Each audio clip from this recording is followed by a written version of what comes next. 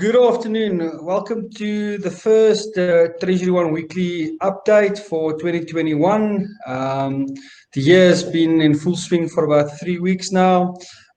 We've seen President Trump being not being president anymore, but being succeeded by President Joe Biden at this stage. And I've got with me Andre Cilliers, currency strategist at TreasuryONE. Andre, so what is the inauguration of President Biden and the proposed stimulus talks going to hold in for South Africa and emerging markets going forward? Yes, good afternoon, and thank you very much for the contact. Best wishes for all our clients for the year.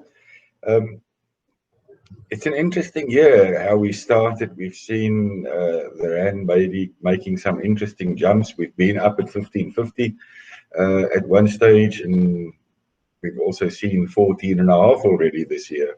So a fair amount of volatility.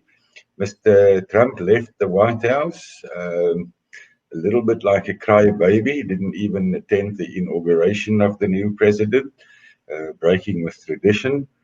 But nonetheless, he's playing golf at Marisol, and Mr. Biden's back and talking stimulus, and he wants to send checks, and he wants to print money, and he seems to have the whole government behind him on that one. So yes, COVID-19 in 2021 is still playing absolutely havoc with markets. We've got lockdowns throughout Europe. And we've got all sorts of regulations and measures coming in. We've even seen Hong Kong doing a 2-day lockdown. Now, I'm not quite sure what a 2-day lockdown does for the curbing of a virus, but nonetheless, all it tells us that COVID-19 is going to be with us, and the printing of money is going to be with us. And as long as the printing of money is with us, the name of the game is absolutely a bit of a risk-on scenario, and stimulating economic growth, and that creates a lot of money that needs to find a way. And with interest rates in Europe and in America still extremely low, and from central bank side, they continue to speak about continuous low interest rates as long as this whole pandemic is still with us. And so that money needs to find a way. The only place is emerging markets where there's slightly better interest rates, and hence the risk-on scenario. Interesting that we've seen tremendous interest in our local stock exchange over the last month.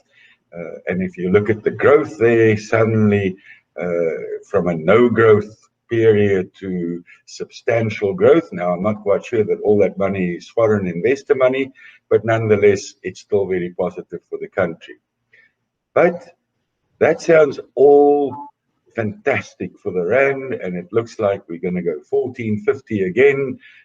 We might see the euro going below 18 because of all risk on scenarios. But at the same time, back here in South Africa, we're battling to get any vaccinations into the country.